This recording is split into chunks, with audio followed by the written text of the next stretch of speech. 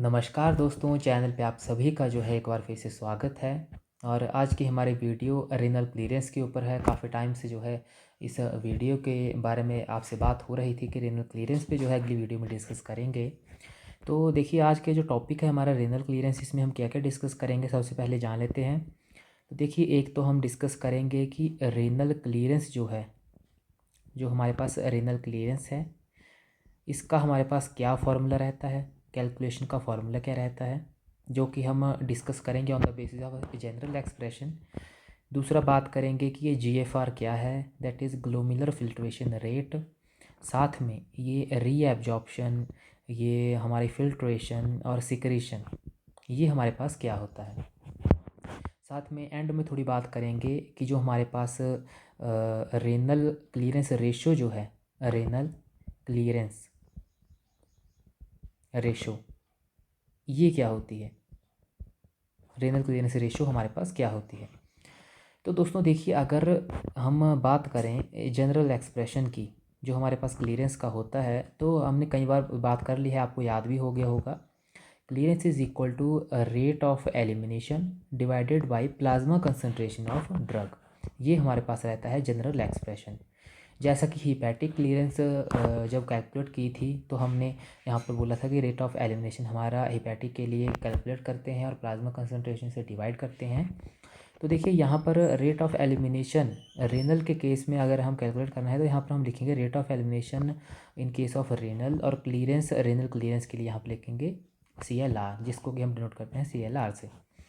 अब दोस्तों देखिए, जो रेट ऑफ एलिमिनेशन है रेनल के लिए, वो हमारे पास क्या रहता है। सबसे पहले तो rate of elimination for renal, इसको डिनोट किया जाता है UX से। ठीक है दोस्तों, इसको डिनोट किया जाता है UX से, और ये हमारा किसके बराबर रहता है, तो ये रहता है हमारा रेट ऑफ फिल्ट्रेशन, जिसको कि FR से हम लिखते हैं, rate of filtration plus rate of secretion minus, यहाँ पर हम लिखेंगे रेट ऑफ रीअब्जॉर्प्शन। ये रीअब्जॉर्प्शन दोस्तों, क्योंकि यहाँ पर रीअब्जॉर्प्शन भी हम कैपिटल से लिख रहे हैं, तो हम यहाँ पर स्मॉल r का यूज़ करते हैं डिनोट करने के लिए, ताकि कन्फ्यूज़न ना रहे। तो यहाँ पर rate of secretion of rate of reabsorption, जिसको कि हम RR से लिख सकते हैं, यानी कि कितनी हमारी ड्रग सेक्रेट हुई, कितनी हमारी ड्रग फिल्टर हुई, कितनी ड्रग सेक्रेट हुई, कितनी रीएब्जॉर्ब हो गई। अगर हम इस वैल्यू को यहाँ पर इन दोनों को प्लस करके यहाँ से माइनस कर दें, तो हमारे पास आ जाएगा rate of elimination of renal. Example के लिए अगर हम यहाँ पर सपोज करें कि किसी ड्रग का रेट ऑफ फिल्ट्रेशन है 120 ml, और किसी का, और उसी ड्रग का जो सिक्रेशन हो रही है बॉडी में, वो हो रही है हमारे 10 ml, वहीं रीएब्जॉर्प्शन हो रही है हमारी कितनी, ये हो रही है हमारी 5 ml। तो हमारे पास क्या आ जाएगा, हमारे पास रेट ऑफ एलिमिनेशन क्या आ जाएगा। तो ये सपोज कर लिया पर मिनट की वैल्यू है, यानी पर मिनट जो है 120 ml फिल्टर हो रही है, 10 ml हमारी सिक्रेट हो रही है, और 5 ml हमारी रीएब्जॉर्ब हो रही है। तो हमारे पास इसकी जो रेट ऑफ एलिमिनेशन आ जाएगा वो क्या जाएगा, तो यहाँ पर 10 - 5 5, और यहाँ पर 120 + 5 इज इक्वल टू 125। ये हमारे पास क्या आ गया, 125 ml पर मिनट क्या आ गया, rate of excretion in case of renal, या रेट ऑफ एलिमिनेशन, जैसे भी आप कहना चाहें। वैसे दोस्तों यहाँ पर एक बात आपसे साझा कर लूँ कि 125 ml पर मिनट जो है, ये हमारा रहता है ग्लोमेरुलर फिल्ट्रेशन रेट। ये वैसे हमारा जो स्टैंडर्ड वैल्यू है, वैसे तो ये वैल्यू हमारी 120 से 130 के बीच में लिखी जाती है, लेकिन कई बुक्स में आपको ये एवरेज वैल्यू 125 के रूप में भी दिखेगी। तो इसीलिए आप चाहे इसको लेके चलें चाहे इसको, ये हमारे पास जो है ग्लोमेरुलर फिल्ट्रेशन रेट की एक स्टैंडर्ड वैल्यू रहती है। अब दोस्तों देखिए, ये हमारे पास क्या था, ये था रेट ऑफ एलिमिनेशन। अब बात कर लेते हैं क्लीयरेंस की, रेनल क्लीयरेंस की फार्मूला क्या होगा। तो हमारे पास रेनल क्लीयरेंस का फार्मूला क्या होता है। एक तो देखिए, हमारे पास ये फिल्ट्रेशन का रेट, सिक्रेशन का रेट, रीअब्जॉर्प्शन का, जिसको हम कलेक्टिवली कंबाइन फॉर्म में लिखते हैं UX। एक तो हमारे पास ये वैल्यू आ जाए, साथ में प्लाज्मा कंसंट्रेशन की वैल्यू आ जाए। अब दोस्तों देखिए, यहाँ तक काम ख़त्म नहीं होता हमारा, इसके साथ हमें जो है क्या करना पड़ता है, रेट ऑफ एलिमिनेशन में एक हमारे हमारे पास जो है साथ में जो है रेट ऑफ एलिमिनेशन को निकालने के लिए, क्योंकि यहाँ पर रेट की बात हो रही है, यहाँ पर हमारा मल्टीप्लाई होता है V से, तो यहाँ पर भी मल्टीप्लाई होगा V से। अभी दोस्तों V क्या है, तो ये V है urine flow rate, urine flow rate. अब दोस्तों देखिए, जैसे कि हिपैटिक क्लीयरेंस की हमने जब बात की थी, तो हमने वहाँ पर जो है हिपैटिक ब्लड फ्लो की बात की थी। क्योंकि दोस्तों देखिए, ड्रग का मेटाबोलाइज होना कहीं ना कहीं रेट ऑफ हिपैटिक के केस में रेट ऑफ हिपैटिक फ्लो पे डिपेंड करता था, क्योंकि ब्लड ही हमारा ड्रग को ऑर्गन्स तक लेके जाता है। तो जितना तेज़ी से ब्लड हमारा फ्लो करेगा, उतनी ही जल्दी जल्दी हमारे ऑर्गन्स तक ड्रग पहुँचेगी। उसी तरह से लाइक दिस हमारे यहाँ पर जो है जितना ज़्यादा हमारा यूरिन का फ्लो रेट होगा, अब दोस्तों देखिए, जितनी जल्दी हमारा यूरिन फ्लो करेगा किडनी में, तो उतनी ही जल्दी हमारी एक्सक्रीशन होगी। क्योंकि हमारी जो ड्रग होगी बेसिकली वो यूरिन में प्रेजेंट होगी, इसीलिए जितनी जल्दी से यूरिन फ्लो करेगा उतना ही जो है हमारा यहाँ पर क्लीयरेंस की वैल्यू हमारे पास जो है उस पर फ़र्क पड़ेगा। अगर फ्लो रेट ज़्यादा है तो क्लीयरेंस की वैल्यू ज़्यादा होगी, फ्लो रेट कम है तो क्लीयरेंस की वैल्यू क्या होगी, कम होगी। तो इसीलिए हमारे पास जो फाइनल फार्मूला बनता है रेनल क्लीयरेंस का, वो बनता है UX, that is the rate of elimination in case of renal, divided by plasma concentration multiply by urine flow rate. ये हमारे पास क्लीयरेंस का जो है यहाँ पर फार्मूला बनता है रेनल क्लीयरेंस का। अब दोस्तों यहाँ पर जो है ये जो ऊपर टर्म्स हैं, इंपॉर्टेंट टर्म्स हैं, जैसे कि हमने बात की कि यहाँ पर GFR की, और भी जो टर्म्स हैं रीअब्जॉर्प्शन सिक्रेशन, इस पर भी बात करेंगे। सबसे पहले ये समझते हैं कि ये GFR क्या है। आई होप कि इस वीडियो के बाद जब आप कोई भी लिटरेचर उठाएंगे किसी भी ड्रग का, जो साथ में एक लिटरेचर आता है, साथ में एक डॉक्यूमेंटेशन आती है जिस पे फार्माकोकाइनेटिक्स के फीचर्स लिखे होते हैं, तो आप समझ पाएंगे कि उसमें लिखा होता है कि ड्रग का GFR इतना है, तो उसका मीनिंग क्या है। तो देखिए, GFR की फॉर्म जो फुल फॉर्म होती है वो होती है glomerular filtration, glomerular filtration rate, glomerular filtration rate. दोस्तों यहाँ पर GFR को समझने के लिए यहाँ पर सबसे पहले हम देखते हैं किडनी का जो नेफ्रॉन जो होती है हमारी, उसका स्ट्रक्चर क्या है। अब दोस्तों देखिए, यहाँ पर दोस्तों आप देख सकते हैं हमने जो है structural and functional unit of kidney जो कि नेफ्रॉन हमारे रहती है, इसका स्ट्रक्चर ड्रॉ किया है। अब दोस्तों देखिए, ये जो सबसे पहला आपको यहाँ पार्ट दिख रहा है, सबसे पहले तो इसकी पार्ट्स की बात कर लेते हैं। देखिए, सबसे फर्स्ट पे है हमारा बॉमन्स कैप्सूल, जिसमें कि हमारा रहता है ग्लोमिलर। ये हमारे पास जो आपको रेड यहाँ पर ये जो पिंक कलर से यहाँ पर बनाया हुआ है स्ट्रक्चर, ये बीच में जो स्ट्रक्चर है इसको ग्लोमिलर बोलते हैं। और ये जिस कैप्सूल में प्रेजेंट रहता है, जिस स्ट्रक्चर में ये एनक्लेव रहता है, उसको बोलते हैं बॉमन्स कैप्सूल। यहाँ पर ये जो आपको यहाँ पे कन्वोल्यूशंस दिखाई दे रही हैं, यहाँ पर ये जो हमारा टेढ़ा मेढ़ा सा पाथ जैसा है, इसको कहते हैं प्रॉक्सिमल कॉन्वोलेटेड टिब्यूल। ये जो यहाँ पर हमारा इससे नीचे हम आ जाएं अगर, तो हमारा ये जो यहाँ पर ये आपको यू शेप में दिखाई दे रहा है, इसको बोलते हैं लूप ऑफ हैनले। यहाँ पर देखिए, ये ऊपर जो यहाँ पर टिब्यूल है, इसके मुकाबले हमारे पास ये जो लूप में टिब्यूल प्रेजेंट है, ये हमारा थोड़ा सा क्या होता है, थोड़ा सा पतला होता है। अब दोस्तों देखिए, यहाँ पर ये जो नीचे आ रहा है, तो इसको कहते हैं डिसेंडिंग लूप ऑफ हैनले, और ये जो ऊपर की तरफ जा रहा है यू टर्न लेके, इसको कहते हैं असेंडिंग लूप ऑफ हैनले। इस वाले पार्ट को डिसेंडिंग एंड इस वाले पार्ट को असेंडिंग। अब इसके ऊपर अगर चले, 4th नंबर पोजीशन पे DCT है, इसको कहते हैं डिस्टिल्ड कन्वोलेटेड टिब्यूल।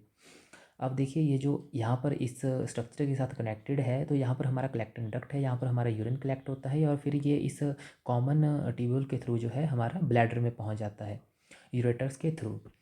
तो यहाँ पर ये अफरेंट पार्ट है, ये अफरेंट पार्ट है। यहाँ पे अफरेंट अफरेंट का डिफरेंस क्या है, यहाँ से जो है ये जो रेनल आर्टरी है, रेनल आर्टरी है, इसके थ्रू हमारा ब्लड एंटर करता है अफरेंट पार्ट के थ्रू ग्लोमिलर में, और यहाँ से जो है एफरेंट पार्ट के थ्रू फिल्टर होने के बाद यहाँ से फिल्ट्रेशन हो गई, तो यहाँ पर एफरेंट के थ्रू जो है फिर नीचे जाके हमारा यही एफरेंट पार्ट पेरिट्यूबुलर कैपिलरीज का फॉर्मेशन करता है।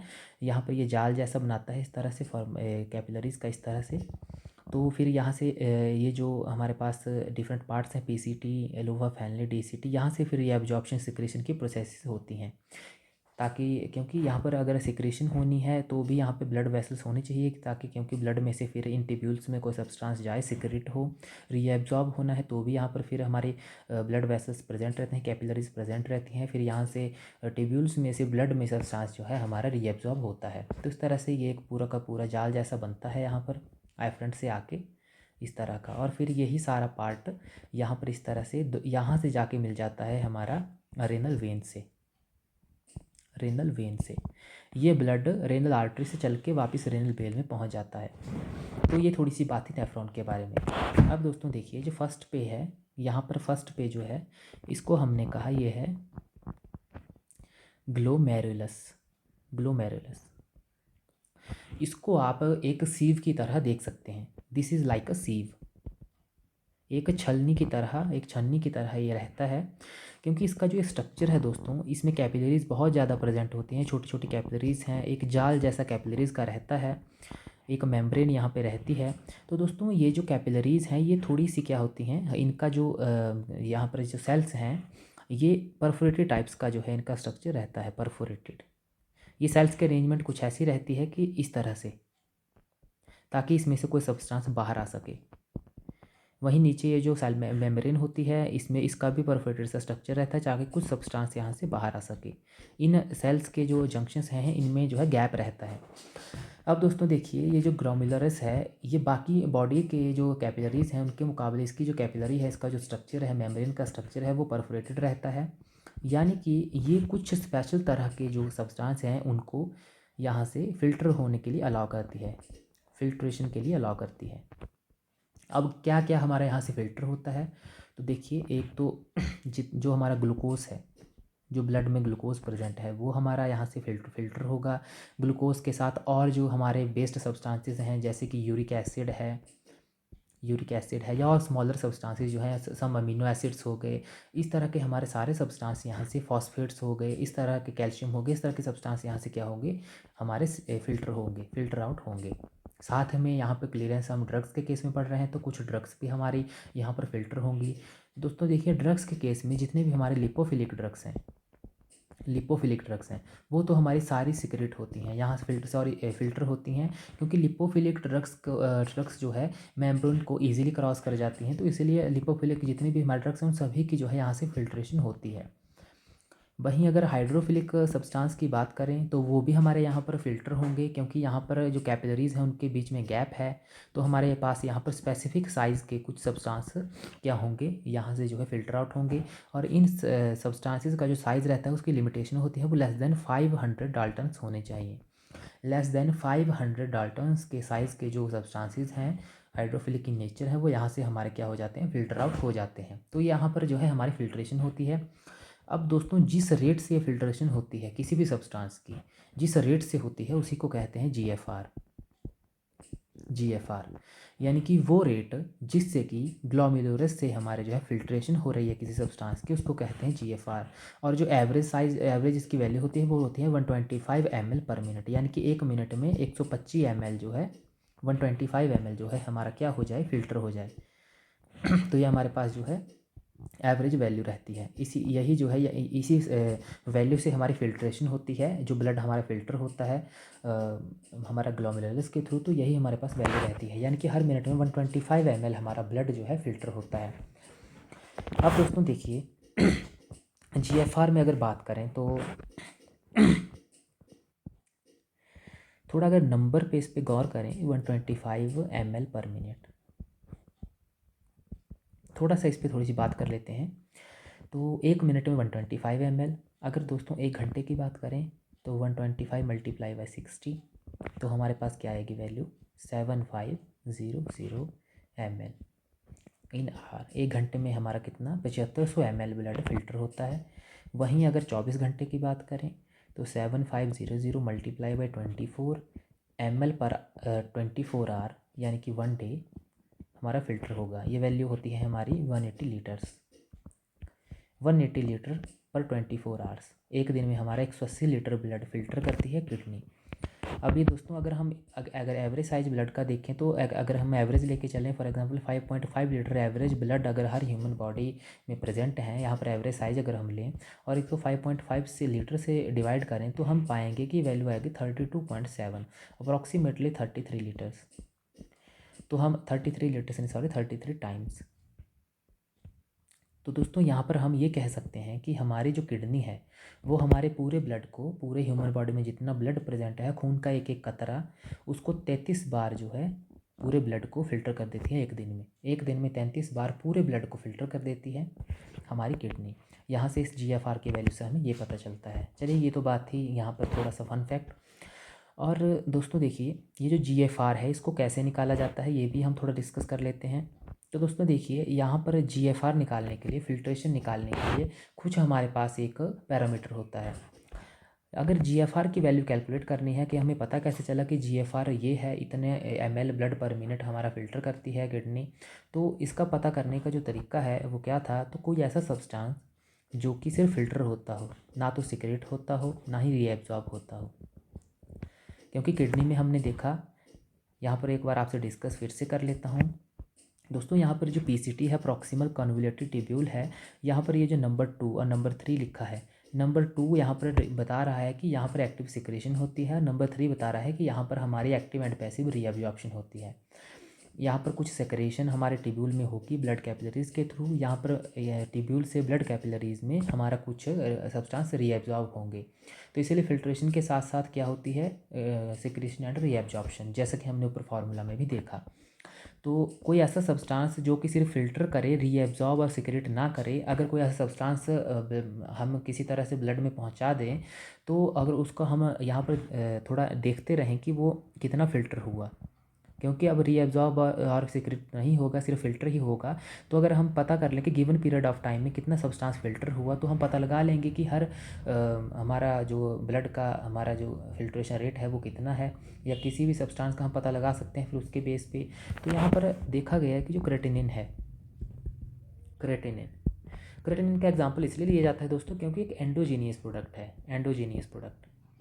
क्योंकि क्रेटिनिन हमारा जो मसल मेटाबॉलिज्म होता है, मसल मेटाबॉलिज्म जो है होता है, इसका एंड प्रोडक्ट ये बॉडी में जो है as a end product produce होता है मसल मेटाबॉलिज्म के। और इसकी जो फिल्ट्रेशन होती है वो किडनीज़ के थ्रू होती है, और किडनीज़ के थ्रू ही बॉडी से एक्सक्रीट हो जाता है।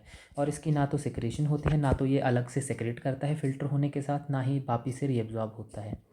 इसीलिए क्रेटिनिन को यहाँ पर एक पैरामीटर लिया जाता है, और क्रेटिनिन की जो देखी गई है वो देखी गई है 125 ml पर मिनट। इसकी जो क्लीयरेंस की वैल्यू है वो आती है 125 ml पर मिनट, यानी कि एक हमारा जो particular given period of time है उसमें 125 ml से जो है क्रेटिनिन हमारा क्लियर होता जाता है बॉडी से। अब दोस्तों देखिए क्रेटिनिन के अलावा बाहर से जो कुछ सब्सटेंसेस हैं, जैसे कि मैनिटोल, जो कि एक्सोजीनियस सब्सटेंसेस हैं, मैनिटोल हो गया, और इनुलिन, इनमें भी देखा गया है कि इनका भी GFR इसके बराबर होता है, क्रेटिनिन के बराबर। तो इसलिए कई बार GFR कैलकुलेट करने के लिए मैनिटोल और इनुलिन का यूज़ भी किया जाता है, लेकिन क्रेटिनिन जो है मोर स्पेसिफिक है, क्योंकि एंडोजीनियस मेटाबॉलिक एंड प्रोडक्ट है, तो इसीलिए क्रेटिनिन का यूज़ मोस्टली किया जाता है, और इसी को बेस बनाकर कैलकुलेशंस की जाती हैं। अब दोस्तों देखिए जो ग्लोमेरुलर फिल्ट्रेशन रेट है, जो फिल्टर कर रही है किडनी 125 ml पर मिनट, ये देखिए कम हो सकता है। देखिए इसमें चेंजेस आ सकते हैं, ये डिपेंड करता है कि किडनी की कंडीशन क्या है। कई बार किडनी में कोई दिक्कत होती है, कोई डिजीज़ डिसऑर्डर होता है, तो उस वजह से ये रेट हमारा कम भी हो सकता है। क्रोनिक किडनी डिजीज़ वाले केसेस में जब पेशेंट को डोज देते हैं, तो इसीलिए वहाँ पर कंसेप्ट आता है रेनल डोज मैनेजमेंट, यानी कि कैलकुलेशन की जाती है रीनल इम्पेयरमेंट जो है उसके बेस पे देखा जाता है कि ड्रग की कैलकुलेट को किस तरह से एडजस्ट किया जाए रीनल की क्योंकि रीनल इम्पेयरमेंट है, तो ड्रग की डोज को एडजस्ट किया जाता है रीनल इम्पेयरमेंट को देखते हुए। तो वहाँ पर इंपॉर्टेंट फैक्टर GFR देखा जाता है, ताकि कहीं भी जो है पेशेंट को उस ड्रग की टॉक्सिसिटी ना हो, क्योंकि अगर वो एक्सक्रीट नहीं होगी टाइमली तो फिर वो उसका लेवल बॉडी में बढ़ता जाएगा और टॉक्सिसिटी प्रोड्यूस हो सकती है। इसलिए यहाँ पर रेनल इम्पेयरमेंट में ड्रग डोज एडजस्टमेंट को फॉलो किया जाता है। तो दोस्तों ये थी बात हमारी GFR पर। अब दोस्तों देखिए हम बात करते हैं एक्टिव सिक्रेशन पर। एक्टिव सिक्रेशन, यहाँ पर हमने जो है एक बल्ज यहाँ पर ले ली, एक जो बल्ज दाम ऊपर हमने प्रॉक्सिमल कॉन्वर्टर ट्यूब्यूल में देखी थी, यहाँ पर हम एग्जांपल के लिए ले रहे हैं। यहाँ पर हमने माना कि यहाँ पर जो है हमारी क्या होती है, एक्टिव सिक्रेशन होती है। यहाँ पर है ऑर्गेनिक एसिड ट्रांसपोर्टर, और यहाँ पर है हमारा ऑर्गेनिक बेस ट्रांसपोर्टर। दोस्तों देखिए ये क्या है, इसकी हम बात कर लेते हैं थोड़ी सी। एक्टिव सिक्रेशन जो है दो तरह की होती है। एक तो हमारे पास क्या होती है, ऑर्गेनिक एसिड की सिक्रेशन, जिसको कि ऑर्गेनिक अनायंस भी कहते हैं, ऑर्गेनिक अनायंस। दूसरी हमारे पास होती है ऑर्गेनिक बेसिस की सिक्रेशन, ऑर्गेनिक बेसिस, कैटायंस भी कह सकते हैं इनको। तो यहाँ पर एक्टिव सिक्रेशन दो तरह की होती है, ऑर्गेनिक एसिड्स की होती है और ऑर्गेनिक बेसिस की। और यहाँ पर एग्जांपल अगर हम लें तो ऑर्गेनिक एसिड में अच्छा एग्जांपल है पेनिसिलिन, यहाँ पर ऑर्गेनिक बेसिस में एक्सोजीनियस में मॉर्फिन और एंडोजीनियस में कोलिन या हिस्टामिन, इन सभी की सिक्रेशन जो है होती है। अब दोस्तों देखिए ये जो सेक्रेशन है, यहाँ पर हमें ध्यान ये देना है कि जो सेक्रेशन है दोस्तों, ये सेक्रेशन इंडिविजुअल है, ये किसी फैक्टर के ऊपर डिपेंड नहीं करती। कोई ड्रग कितनी सेक्रेट करेगी, कितनी सेक्रेट नहीं करेगी, इसका कोई पैमाना, कोई मानक नहीं होता। कोई भी ड्रग कितनी भी सेक्रेट हो सकती है, कितनी भी रीएब्जॉर्ब हो सकती है, इस पर हमारा कोई बस नहीं है। ड्रग फिल्टर तो कर ही रही है, for example drug 100 ml filter तो हो ही रही है, लेकिन हो सकता है ड्रग 20 ml सेक्रेट भी हो सकता है ड्रग 30 ml रीएब्जॉर्ब भी हो। तो ये जो सिक्रेशन एब्जॉर्प्शन है ये हमारे कंट्रोल में नहीं होता, इसका कोई पैरामीटर नहीं है मेज़र इसका पता लगाने का कि कितनी सेक्रेट होगी कितनी नहीं होगी। ये इंडिविजुअल वैल्यूज़ रहते हैं किसी भी ड्रग की, कोई भी ड्रग कितनी भी सेक्रेट कर सकती है, कितनी भी हमारे रीएब्जॉर्ब हो सकती है। तो दोस्तों यहाँ पर ये हमारा फंडा रहता है एक्टिव सिक्रेशन का। दोस्तों देखिए यहाँ पर पेनिसिलिन हमारी ऑर्गेनिक एसिड ट्रांसपोर्टर्स के थ्रू क्या होती है, एक्टिवली सिक्रेट होती है। अब ये एक्टिव प्रोसेस है तो ये कैरियर मीडिएटेड होती है। यहाँ पर थोड़ी सी अगर बात करें, कैरियर मीडिएटेड होती है और एक्टिव प्रोसेस है तो यहाँ पर एनर्जी की रिक्वायरमेंट होती है। यहाँ पे कोई कुछ कैरियर रहता है जो कि ब्लड से हमारा जो टिब्यूल्स हैं इनमें उस सब्सटेंस को पहुँचाता है, और यहाँ पर जो है ब्लड से रीएब्जॉर्ब जब ड्रग होती है तो भी यहाँ से जो है दो तरह के प्रोसेस रहते हैं। बेसिकली पैसिव प्रोसेस ही रीएब्जॉर्प्शन की रहती है, उस पर बात करेंगे। तो देखिए यहाँ पर हमारी ड्रग जो है कैरियर मीडिएटेड सिक्रेट होती है और एनर्जी रिक्वायर्ड होती है, इसलिए एक्टिव सिक्रेशन होती है। अब दोस्तों देखिए यहाँ पर ध्यान देने वाली बात ये है कि ये जो ड्रग की हमारी एक्टिव सिक्रेशन है ये जो है लिमिटेड होती है। यहाँ पर जो है कैरियर एट अ टाइम एक ही सब्सटेंस को क्या करेगा, ट्रांसपोर्ट करेगा। ये कैरियर है, ये ड्रग है, तो ये ड्रग को अगर इसको सिक्रेट करना है, ट्यूब्यूल में पहुँचाना है, तो ये एट अ टाइम एक ही ड्रग को पहुँचाएगा और एट अ टाइम जो है एक ही ड्रग को लेके जाएगा। यहाँ पर ऐसा नहीं कि 3-4 मॉलिक्यूल इकट्ठे इस पाथ में से इस कैरियर के थ्रू वहाँ पर जा सकते हैं। इसीलिए दोस्तों इस प्रोसेस यहाँ पर जो सिक्रेशन होती है ये बहुत ज़्यादा मात्रा में नहीं होती। ऐसा नहीं है कि बहुत ज़्यादा सिक्रेशन यहाँ पर होती है, ये लिमिटेड ही होती है हमारे पास सिक्रेशन। और हमारे पास जो है यहाँ पर एक क्वेश्चन आता है, बड़ा ही फेमस क्वेश्चन है कि बाय पेनिसिलिन को एडमिनिस्टर्ड विद प्रोबेनिसिड, कि पेनिसिलिन को प्रोबेनिसिड के साथ क्यों एडमिनिस्टर्ड किया जाता है। दोस्तों जो इसका आंसर रहता है वो यही रहता है कि जो हमारे पास पेनिसिलिन है, हम सभी को पता है कि पेनिसिलिन का हमारे पास जो क्लीयरेंस का जो रेट है वो बहुत ज़्यादा है, बहुत हाई है, और हाई रेट होने की वजह से इसकी जो प्लाज्मा कंसंट्रेशन है वो एकदम से फॉल कर जाती है। इसीलिए पूरे दिन में जो है कहीं कहीं 4-4 बार, कई बार हमारे पास डोज देनी पड़ती है, 5-5 बार डोज देनी पड़ती है ताकि प्लाज्मा कंसंट्रेशन मेंटेन हो सके। तो इस प्रॉब्लम को ओवरकम करने के लिए, ताकि प्लाज्मा में जो कंसंट्रेशन है पेनिसिलिन की वो एक बनी रहे, इसीलिए प्रोबेनिसिड को साथ में दिया जाता है। और प्रोबेनिसिड का काम यही है कि ये जो ड्रग की पेनिसिलिन की एक्टिव सिक्रेशन है हो रही है इसको ये रोक देता है। यहाँ पर प्रोबेनिसिड इस ऑर्गेनिक एसिड ट्रांसपोर्टर को क्या करेगा, ब्लॉक कर देगा, जिससे कि हमारी जो पेनिसिलिन है ये टिब्यूल में सिक्रेट नहीं होगी। और देखा गया है कि ये 2 गुना जो है फिर प्लाज्मा कंसंट्रेशन जो पेनिसिलिन की है उसको बढ़ा देता है, यानी कि प्लाज्मा कंसंट्रेशन जो है पेनिसिलिन की बढ़ जाती है और हमें बहुत ज़्यादा डोज देने की ज़रूरत नहीं पड़ती पेशेंट को। इसीलिए यहाँ पर एक क्वेश्चन आता है, यहीं से इसी कंसेप्ट में से क्वेश्चन उठाया गया है रेनल क्लीयरेंस में से कि वाई पेनिसिलिन इज को एडमिनिस्टर्ड विद प्रोबेनिसिड, जो कि क्वेश्चन हमारे एग्जाम में देखने को मिलता है। अब दोस्तों ये हमारे पास बात थी एक्टिव सिक्रेशंस की, कि हमारे पास ड्रग जो है फिल्टर होने के साथ साथ सिक्रेट भी हो सकती है। अब बात करते हैं रीअब्जॉर्प्शन की। अब देखिए यहाँ पर बल्ज दोबारा से मैं ड्रॉ कर रहा हूँ प्रॉक्सिमल कॉन्वोल्यूटर ट्यूब्यूल की। ये थर्ड पार्ट में क्या था, हमारा रीअब्जॉर्प्शन हो रही थी। दोस्तों ये जो रीअब्जॉर्प्शन जो ड्रग्स की होती है, रीअब्जॉर्प्शन ये देखिए ऐसे नहीं होती, ये भी कुछ ना कुछ इस पर हमारे फैक्टर्स हैं उस पर डिपेंड करती है। रीअब्जॉर्प्शन ये भी कई फैक्टर्स पे डिपेंड करती है। दोस्तों देखिए सबसे पहले तो लिपोफिलिक जो ड्रग्स हैं, लिपोफिलिक ड्रग्स जो हमारी रहती हैं, लिपोफिलिक ड्रग्स ये तो देखिए हमारी एकदम से रीएब्जॉर्ब कर जाती हैं लिपोफिलिक ड्रग्स, क्योंकि लिपोफिलिक हैं तो मेम्ब्रेन को एकदम से क्रॉस कर जाएंगे तो इनका रीएब्जॉर्प्शन एकदम से हो जाता है।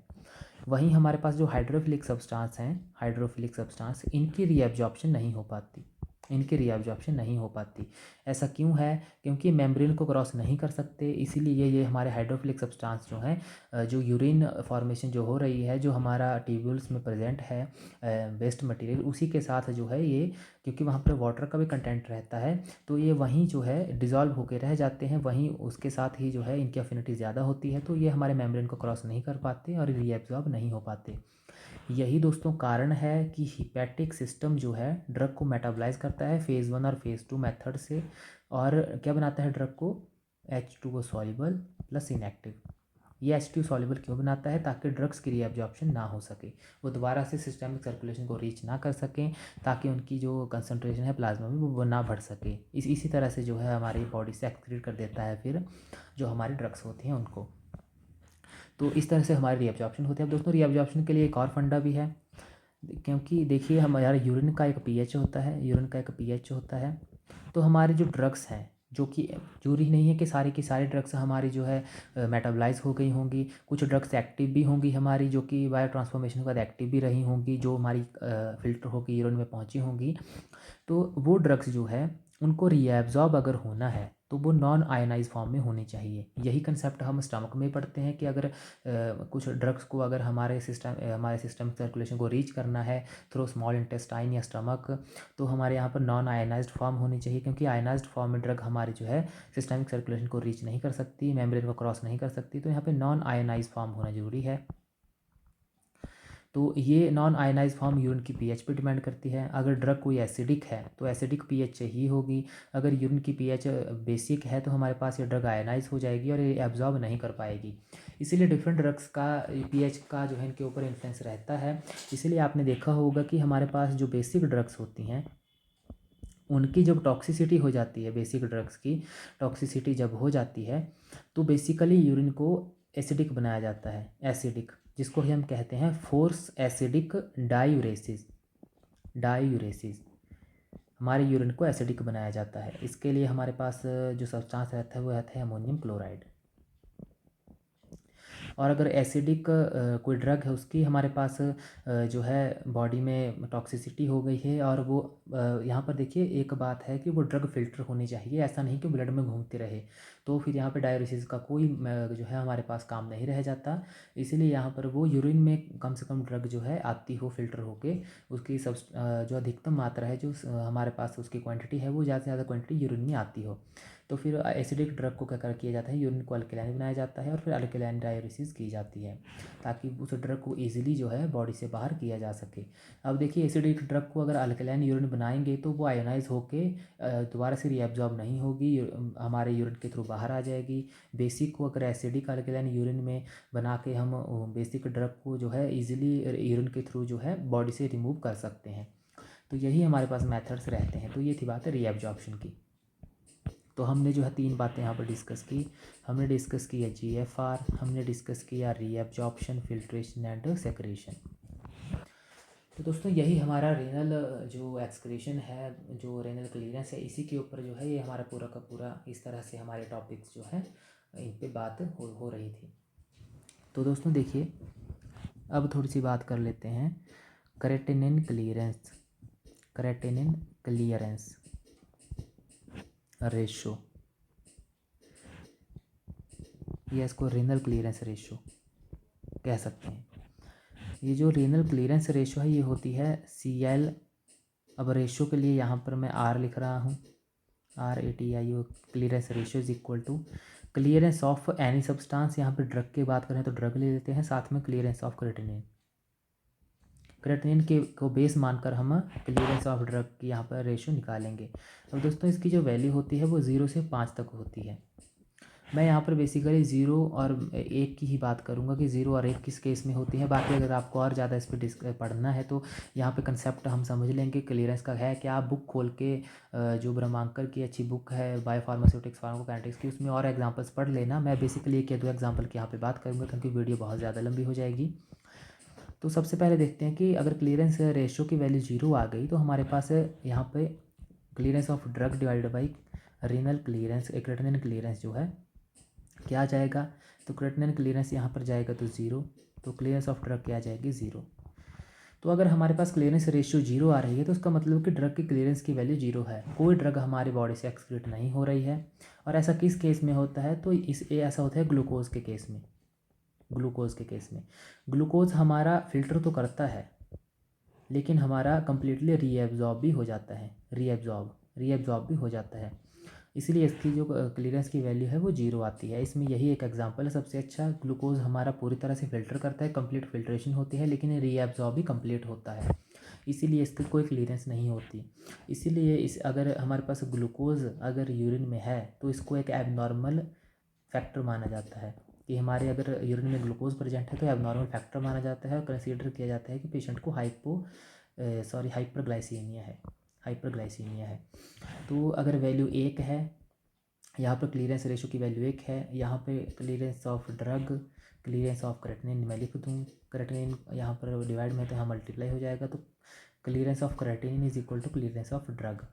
तो यहाँ पर हम देख रहे हैं कि ड्रग की क्लीयरेंस जो है क्रेटिनिन के बराबर होगी, किसी भी सब्सटेंस की क्लीयरेंस क्रेटिनिन के बराबर होगी, तो उसका मतलब कि उसका GFR 120 और 130 होगा या इसके बीच में होगा पर मिनट, ml/min।